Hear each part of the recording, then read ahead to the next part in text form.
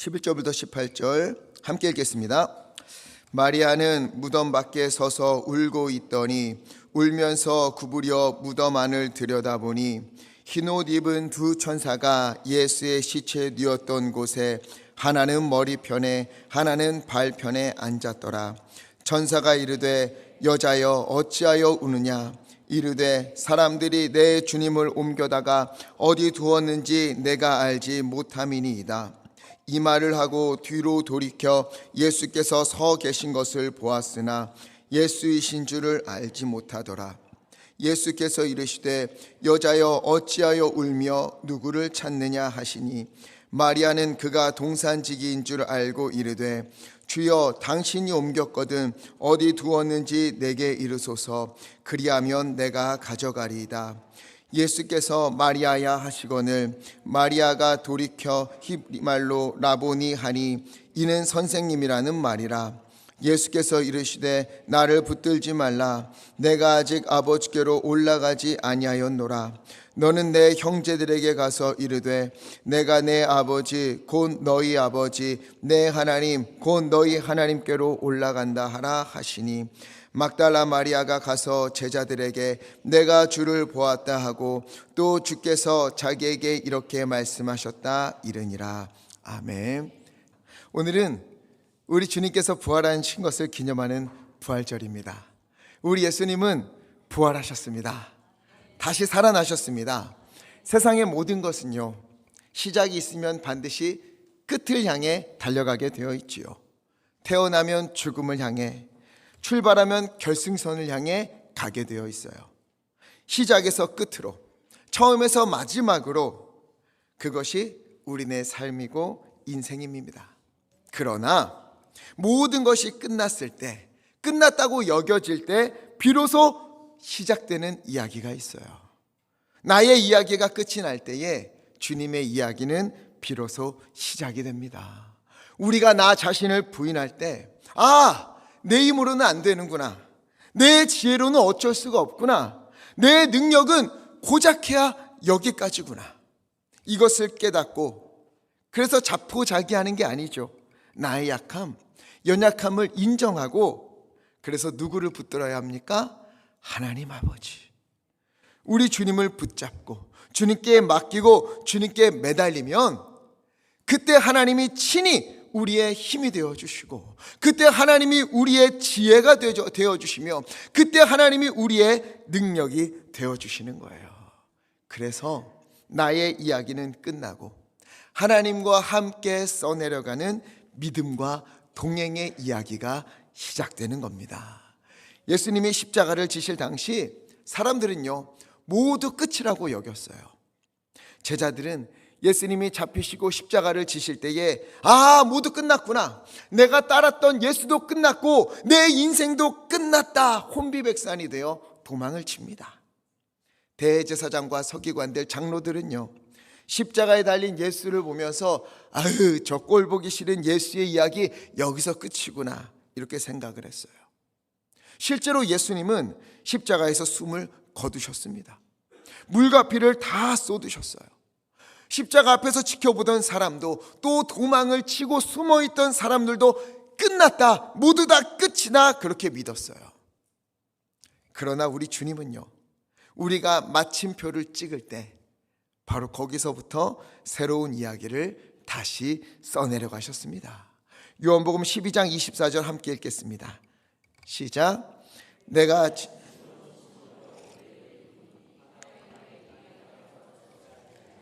한 알 그대로 있고 죽으면 많은 열매를 맺느니라. 아멘. 한 알의 밀이 땅에 떨어져 죽음으로, 우리 예수님께서 십자가에서 죽으심으로 많은 열매를 맺는, 많은 이들에게 구원의 생명을 주시는 그 길을 열어주셨어요. 죽음이라는 끝이 아니라 바로 그 자리에서부터 생명, 부활이라고 하는 새로운 영광의 이야기를 시작하신 겁니다. 이에 관해 제가 너무 좋아하는 말씀이 있어요. 우리 특별 새벽 기도회 때도 봤던 문장인데요, 골로새서 2장 14절 말씀 함께 읽겠습니다. 시작. 우리를 거스르고 불리하게 하는 법조문으로 쓴 증서를 지우시고 제하여 버리사 십자가에 못 박으시고. 아멘. 우리를 거스르고 불리하게 하는 법조문으로 쓴 증서. 법조문은 율법을 가리켜요. 즉 말씀에 순종하지 않음으로 우리의 모든 죄가 드러나고, 또 회개하지 않음으로 하나님 앞에서 불리하게 작용될 이 모든 문서들을 어떻게 하셨는가? 하나님이 손수 지우시고 제하여 버리사 십자가에 못 박으시고, 그 모든 것을 십자가에 못 박으셨어요. 이게 어떤 장면인지 한번 머릿속으로 그려보면요, 우리 어릴 적 성경학교 혹시 해본 적 있으십니까? 네, 성경학교 하면은요, 캠프파이어 할 때에 이런 걸 자주 했어요. 뭐냐면 캠프파이어 모닥불 짜자자자 이렇게 자작 타고 있을 때 종이를 하나씩 나눠주고요, 펜을 줍니다. 그리고 지금까지 하나님 앞에 잘못했던 거 적으래요. 그건 이게 뭐 종이가 부족하겠지요. 열심히 순수한 마음에 열심히 적어요. 어떤 친구는 눈물 콧물 흘리면서 적습니다. 그리고는 그 종이를 어떻게 해요? 미리 준비되어서 못이 바바바바박 박혀있는 그 십자가 위에 하나씩 하나씩 꽂으래요. 내 종이를 이렇게 꽂습니다. 밀어 넣어요. 그러면 십자가가 온통 나와 친구들의 죄가 적힌 종이들로 가득하게 되죠. 그 모습을 떠올리세요. 그 위에 예수님이요, 자기 몸을 달리신 거예요. 자기 몸으로 그 모든 종이들을 가리셨습니다. 자기 몸으로 덮으신 거예요. 그리고 거기서 물과 피를 쏟으심으로 그 모든 법조문들, 문서들을 자기의 피로 예수 그리스도의 보혈로 물들이셨습니다. 그러니 십자가를 보면 이제 뭐가 보여요? 이전에는 죄가 보였는데, 내가 주님 앞에 죄 졌는데, 주님 앞에 회개하지 못했는데, 십자가는 죄의 상징이었는데, 이제는 자기의 몸으로 덮고 피로 물들인 예수 그리스도만 보이게 되는 거예요. 그러니 사탄이요, 하나님 앞에서 아무리 우리를 고소한다 해도, 하나님 한번 보십시오, 율법을 보십시오, 성경을 보십시오, 이 사람의 이 죄와 그 불순종, 이 모든 것들이 있으니 사형당하는 것이 마땅합니다. 사탄이 아무리 고소를 해도요, 그때 예수님은 십자가를 보여주시는 거예요. 그러면 성부 하나님이 이렇게 말씀하시겠지요. 그래, 난 아무리 봐도 예수만 보이는구나. 난 아무리 봐도 예수의 보혈만 보이는구나. 이것이 십자가예요. 그렇기에 주 예수를 믿으면, 이 십자가의 사건이 날 위한 은혜라고 고백을 하면, 받아들이면, 이로 인하여서 주님은요, 그래, 너는 무죄야, 아니 의인이야, 이렇게 선포하시는 거예요. 이처럼 우리 주님은요, 죄인을 의인으로 삼기 위해서 십자가를 지셨습니다. 이사야 53장 5절 말씀 함께 읽겠습니다. 시작. 그가 찔림은 우리의 허물 때문이요, 그가 징계를 받음으로 우리는 평화를 누리고 그가 채찍에 맞음으로 우리는 나음을 받았도다. 아멘. 아멘. 그가 찔림은 우리의 허물 때문이요, 그가 상함은 우리의 죄악 때문이라. 그가 징계를 받음으로 우리가 평화를 누리고 그가 채찍에 맞음으로 우리가 나음을 입었도다. 성경은 이야기합니다. 우리로 하여금 하나님과 화목하게 하기 위하여서, 우리를 회복시키기 위하여서, 우리를 살리기 위해서 예수님은 십자가를 지신 거예요.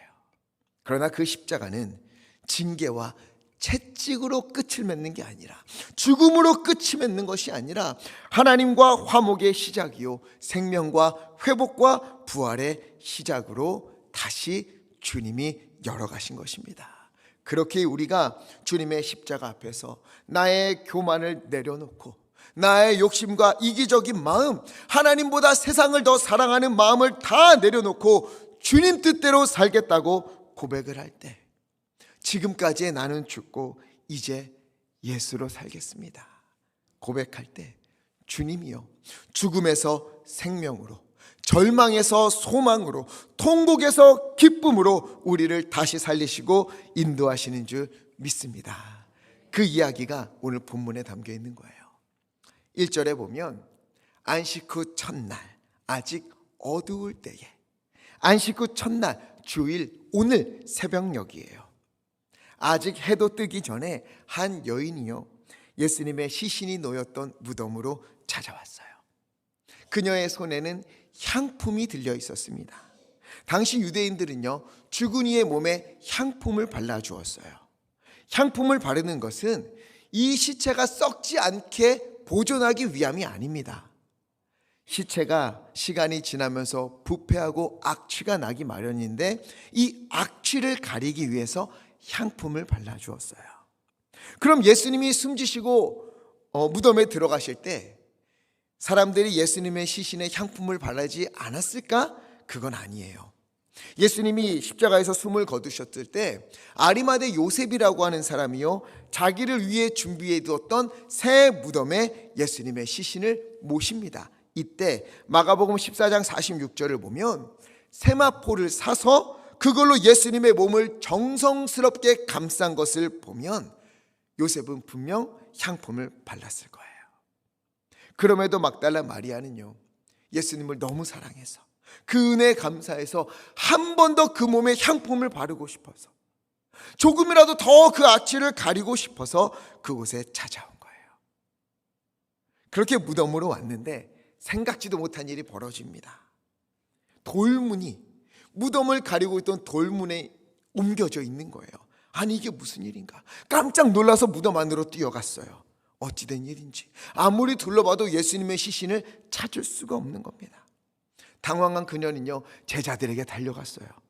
요한복음 20장 2절 말씀, 큰일 났습니다. 주님이 누우신 곳에 가봤더니 무덤이 비어 있습니다. 사람들이 주님을 무덤에서 가져다가 어디에 두었나 봅니다. 내가 찾을 수가 없습니다. 이거 어찌하면 좋습니까? 그 말을 듣고 제자들이 깜짝 놀랐어요. 숨을 헐떡이며 예수님의 무덤으로 달려갑니다. 와서 보니 이 여인의 말처럼 돌문이 굴러져 있었어요. 그리고 들어가서 보니 무덤은 비어 있는 겁니다. 아무리 찾고 또 찾아봐도 예수님의 시신을 찾을 수가 없었어요.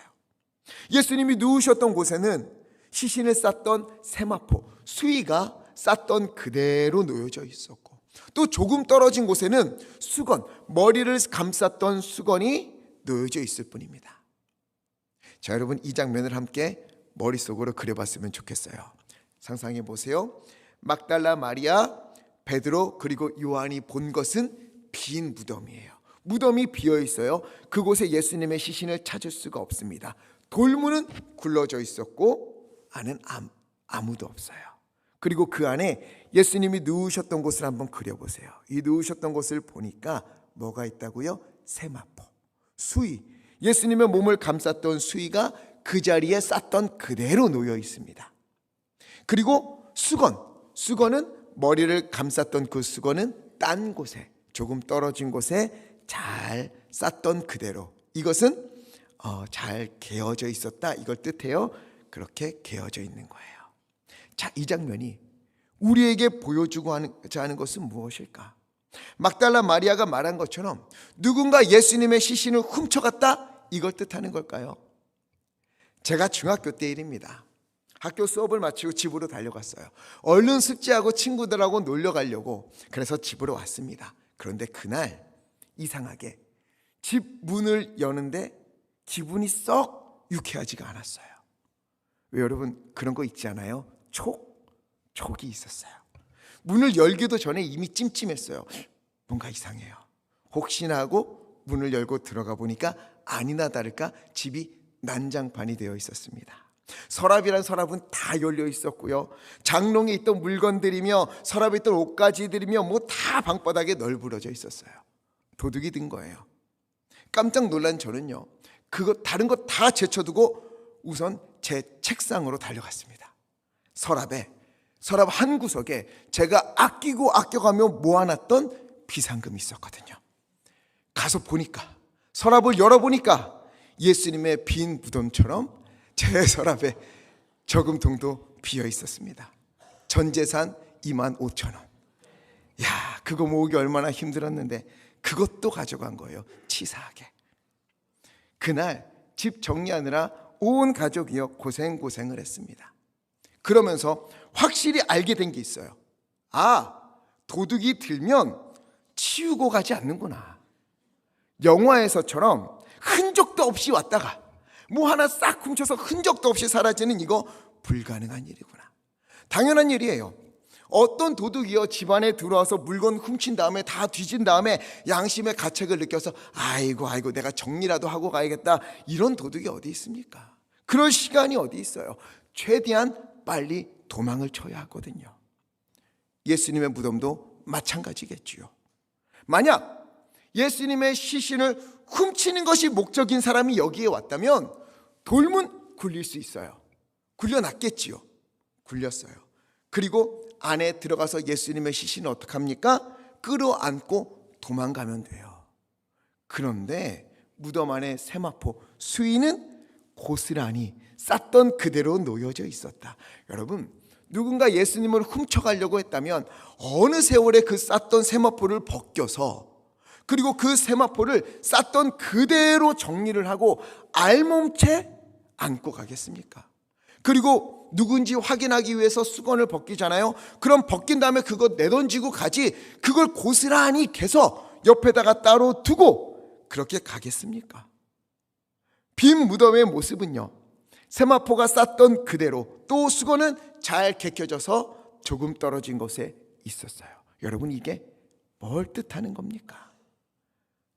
요한 크리소스톰은 이 장면을 보면서 이렇게 이야기했어요.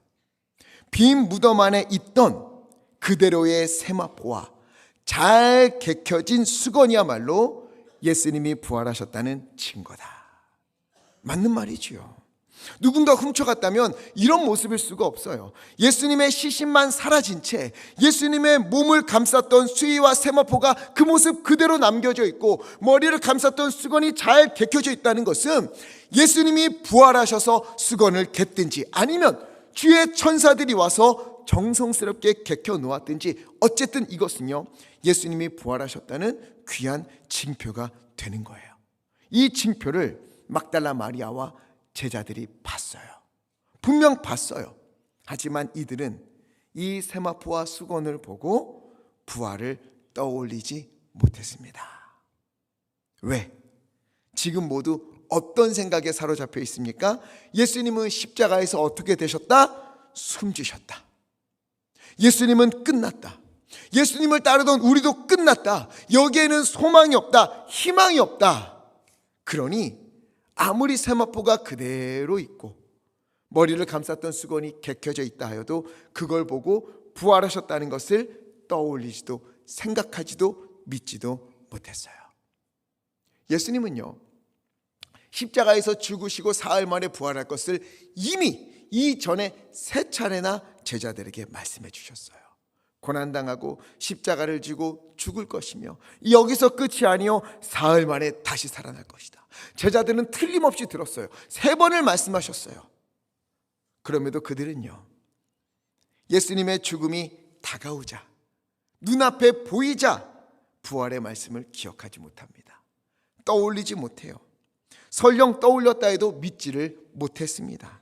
빈 무덤과 쌌던 그들의 소마포와 잘 개어진 수건, 부활의 증거들을 보여주셨음에도 뭘 생각했어요? 누군가 훔쳐간 거다. 만약 이들이 부활을 믿었다면 빈 무덤을 보고 이 세마포와 수건을 보면서 아마 그 앞에서 기쁨의 찬송을 불렀을 겁니다. 하나님께 부활의 노래를 불렀을 거예요. 그러나 그들은 그러지 못했어요. 올해 우리 교회 성도님들 중에 어려운 일을 겪으신 분들이 꽤나 있습니다. 그 중에 한 분이요, 머리에 크기가 꽤 큰 종양이 발견이 됐어요. 급히 수술을 해야 된다, 이런 이야기를 들었습니다. 마음이 너무 무거웠어요. 이게 어찌된 일인가? 내 기도가 부족해서 그런가? 5만 가지 생각이 들고요. 또 어떻게 위로해야 하나? 어떻게 힘을 주어야 하나? 기도하면서 전화를 했어요. 그랬더니 하시는 말씀이 이런 말씀이에요. 목사님, 하나님이 저 살려주시려고 그런 것 같아요. 이 말 듣고요, 제가 얼마나 부끄러웠는지 모릅니다. 저는요, 하나님 도대체 이게 무슨 일입니까? 어찌된 일입니까? 왜 우리 성도님들에게 이런 어려움을 주십니까? 이러고 있는데 그 집사님은 아니요, 목사님, 이건요 하나님이 저 살려주시려고 발견하게 하신 거예요. 저 살려주시려고 수술하게 하시는 것입니다. 이것이 바로 세마포와 수건을 보고 부활을 떠올린 그런 믿음이 아닌가, 이런 생각이 들었어요.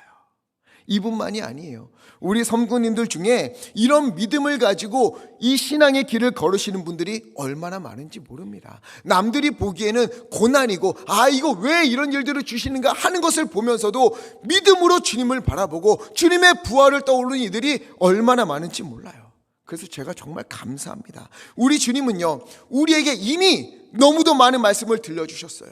이사야 43장 2절 말씀, 내가 물 가운데로 지나는 일이 있을 텐데 그때에 내가 너와 함께 할 것이다. 그 물이 너를 침몰하지 못하도록 내가 지켜주겠다. 혹시 너가 불 가운데로 지나게 되는 일이 있을 텐데 그때에도 내가 너와 함께 할 것이다. 불꽃이 너를 사르지 못하도록 내가 지켜줄 것이다. 이 말씀을 붙들고 간직하고 기억하는 사람은요, 물이 범람하는 것과 같은 어려움을 당할 때에 뭘 떠올려요? 이때에도 하나님이 날 지켜주시지. 이 물이 나를 범하지 못하도록 하나님이 하실 거야. 이걸 떠올리는 겁니다. 아무리 물살이 거세어도, 시간이 오래 지체된다 하여도 나와 함께 하신 하나님은 이 모든 걸 통해 하나님의 회복하심을 보여주실 거야. 오히려 그때 하나님의 일하심을 발견하는 겁니다. 또한 불과 같은 어려움이나 시험이 오더라도 이 말씀을 기억하는 사람은 이 불은 결코 나를 사를 수 없다. 그리고 나를 사르지 못하는 이 불꽃은 나로 하여금 하나님의 살아계심을 보게 하는 증거가 될 것이다. 이것을 믿고 흔들리지 않고 하나님께 매달리게 되어 있습니다. 왜? 지켜주신다고 했으니까. 주님이 이미 말씀하셨으니까. 그 말씀 믿으니까. 그러나 믿지 못하면 물 가운데 절망하게 되고요, 불 가운데 낙심하게 되는 거예요. 하나님의 말씀을 믿지 못하는 사람은 물을 만날 때에 하나님 나 어찌하면 좋습니까? 불을 만날 때에 하나님 이것은 도대체 무엇입니까? 말하게 되어 있는 거예요. 환경은요, 우리의 믿음을 어찌할 수 없습니다. 오히려 믿음이 우리의 환경을 초월하고 넘어서게 만드는 힘을 가지고 있습니다. 왜? 우리의 믿음은 주님이 일하게 하시는 강력한 도구가 되기 때문에. 베드로와 요한 그리고 막달라 마리아는요, 예수님의 부활의 말씀을 이미 들었음에도 믿지 못했어요. 일부러 남겨두신 그 세마포와 수건을 보고도 깨닫지 못했습니다. 오히려 누군가 훔쳐갔다, 이런 생각을 하는 거예요. 결국 제자들은 이상하다 하면서 자기들 자리로 돌아갔어요. 예수님의 시신이 없다는 것과 부활의 증거를 깨닫지 못한 채 다른 제자들과 숨어있는 바로 그곳으로 무기력하게 돌아가고 맙니다. 반면 이 제자들과 다른 선택을 하는 한 여인이 있었어요. 누구지요? 막달라 마리아.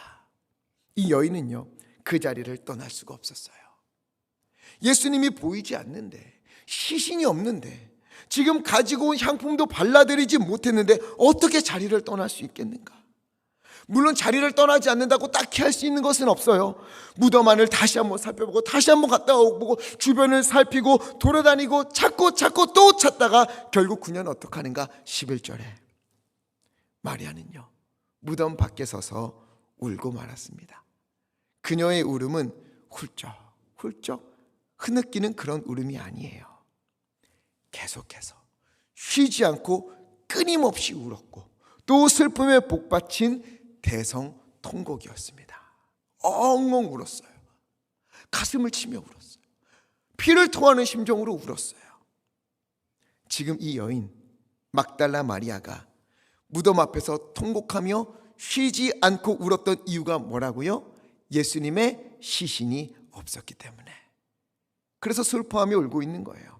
그렇다면 지금 이 여인에게 가장 간절한 기도는 뭐였을까요? 예수님의 시신을 찾는 거겠지요.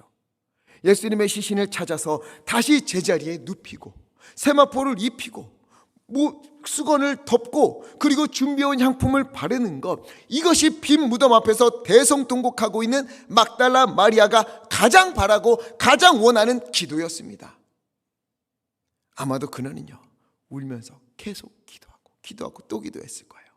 예수님의 시신을 찾게 하소서. 주여, 시신이 어디 있는지 저로 알게 하여 주소서. 혹시나 누군가 훔쳐갔다면 마음을 돌이켜 가져오게 하여 주소서. 이 향품, 내가 가져온 향품 주님을 위한 것이니 더 썩기 전에, 악취가 나기 전에 온몸에 바르게 하소서. 얼마나 기도했겠어요. 그런데요, 만약 이 마리아의 기도가 그대로 응답이 되었다면 어떻게 되었을까요? 막달라 마리아는 이제 그만 울음을 그쳤겠지요. 되찾은 예수님의 시신에 수의를 입히고 수건도 씌우고 향품도 발랐겠지요. 그리고 안심하면서 하나님께 감사의 기도를 올리고 돌문이 닫히는 것을 확인하고 집으로 돌아갔을 겁니다. 그리고는 예수님을 추억하겠지요. 아, 그때 나를 괴롭히던 7 귀신을 예수님이 쫓아내 주셨지. 가난하고 연약한 이들 주님께서 찾아가셨지. 병든 이들 치유하셨지. 죽은 이도 살리셨지. 그러다 끝내 십자가에 돌아가셨지. 이렇게 끝이 났을 겁니다. 비록 무덤 앞에서의 울음은 멈추겠지만, 가지고 간 향품을 발라드림으로 마음의 위로는 얻었겠지만, 그녀의 남은 인생은 예수님을 그리워하면서, 아쉬워하면서, 한숨 쉬면서 때때로 가슴을 부여잡고 우는 그런 인생이 되었을 거예요. 또한 부활의 영광이 무엇인지 알지도 못했을 겁니다.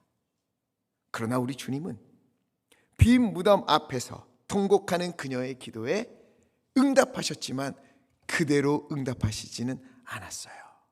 이게 은혜입니다. 예수님의 시신을 구하는 그녀에게 예수님은요, 오히려 더 좋은 것으로, 부활하신 주님으로 그 가운데 찾아오셨어요. 향품을 발라드리고 싶었던 그녀에게 향품을 바를 필요도 없는 완전한 모습으로 나타나셨습니다. 여러분, 이때 막달라 마리아는요, 죽었던 마음이 다시 살아나는 은혜를 체험했어요. 눈물이 기쁨으로, 애통함이 찬송으로 변했습니다. 그리고 믿음의 눈이 열렸어요. 이전까지는 빈 무덤이 그녀에게 예수님을 잃어버린 상실의 자리였는데, 이제 예수님을 만나자 빈 무덤이야말로 예수님이 부활하셨다는 증거라는 것을 깨닫게 됩니다. 지금까지는 예수님이 시신이 없다는 것이 그녀를 절망하고 낙심케 하는 사망의 그늘과도 같은 것들이었는데, 이제는 빈 무덤에 예수님의 시신이 없다는 것이야말로 말씀의 성취요, 구원의 빛이며 새로운 희망과 소망이요, 생명을 불어넣어주는 부활의 기쁨으로 그녀에게 다가오게 되었습니다. 또한 부활하신 주님은 그녀로 하여금 새로운 인생을 살게 하셨어요. 울고 낙심하고 슬퍼하는 인생이 아니라, 18절 말씀 함께 읽겠습니다. 시작. 막달라 마리아가 가서 제자들에게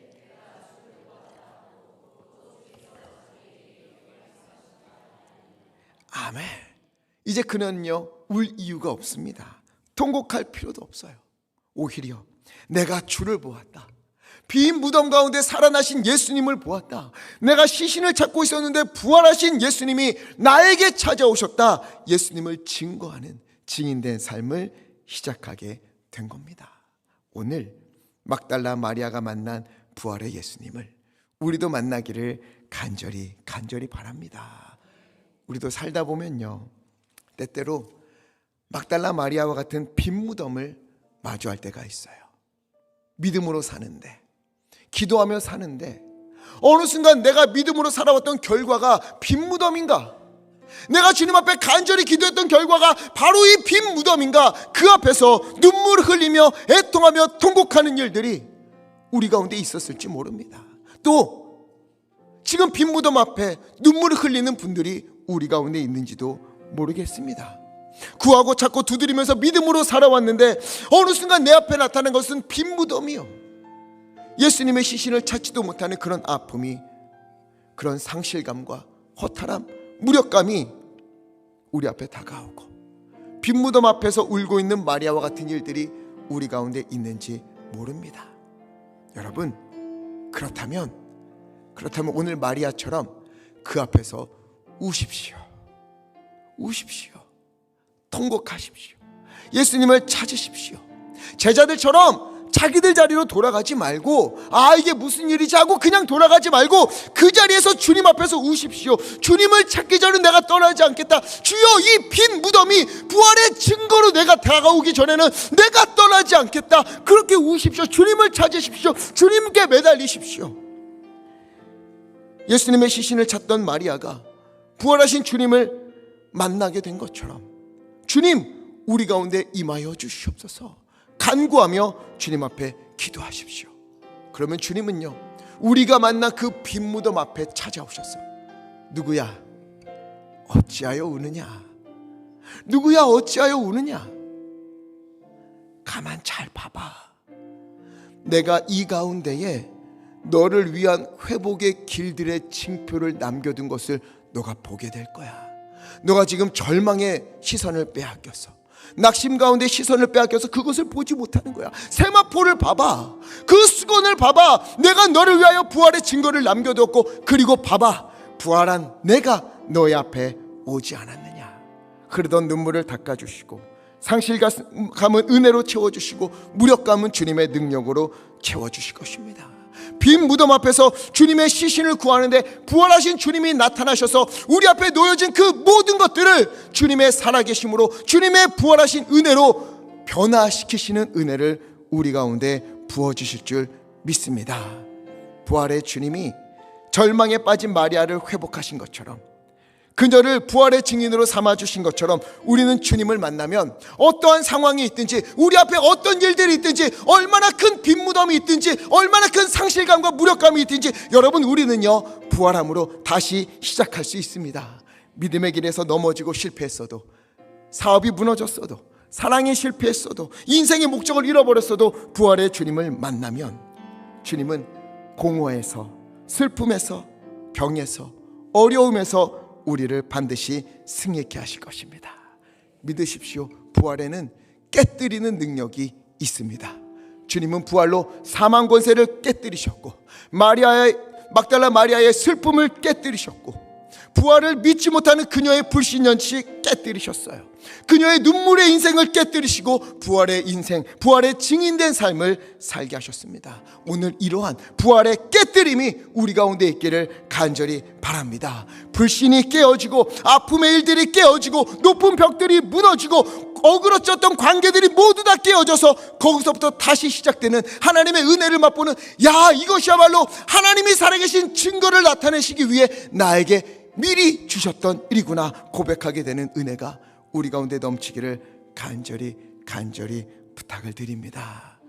부활의 증인으로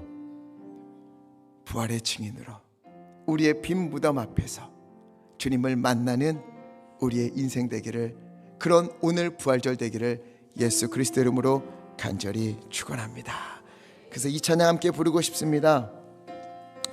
왜 슬퍼하느냐, 왜 걱정하느냐, 무얼 두려워하느냐, 아무 염려 말아라. 큰 어려움에도, 큰 아픔이 있어도 이젠 아무 걱정하지 마. 내가 너를 붙들어 줄 것이다. 내가 너를 지킬 것이다. 나는 너의 하나님이다. 부활한 예수 그리스도다. 우리 믿음으로 함께 찬양하겠습니다. 왜 슬퍼하느냐, 왜 걱정하느냐, 무얼 두려워하느냐,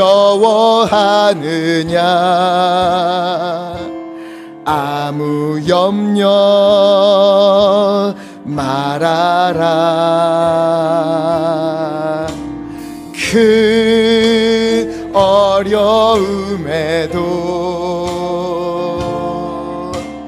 큰 아픔이 있어도 이제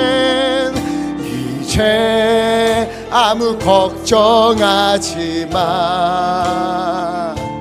내가 널 붙들어 주리. 아멘. 우리 부활하신 주님이 말씀하십니다. 내가 너와 항상 함께 하리라. 내가 너를 지키리라.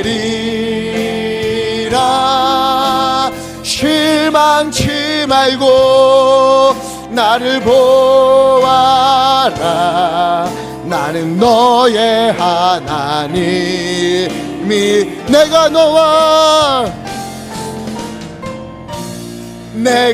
너와 항상 함께 하리라. 내가 너를 지키리라. 실망치 말고 나를 보아라. 나는 너의 하나님이라. 우리 말씀을 기억하면서 함께 기도했으면 좋겠습니다. 우리 인생에 빈 무덤이 우리 앞에 놓여져 있습니까?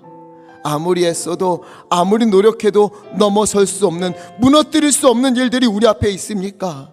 마리아처럼 그 앞에서 통곡하고 있는 것은 아닙니까?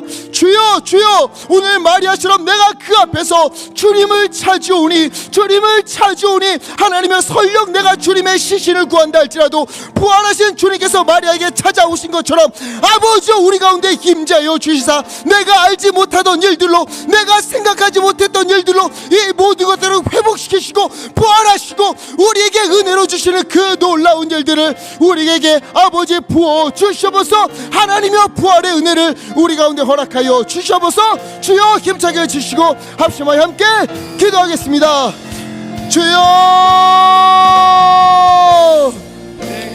아버지여, 인생의 빈 무덤 앞에서 주님을 찾으며 빈 무덤 앞에서 아버지 하나님의 눈물을 흘리며 애통하며 슬퍼하는 이들이 우리 가운데 있습니까? 아버지여 우리 가운데 임재하여 주시사 하나님 함께하여 주시옵소서.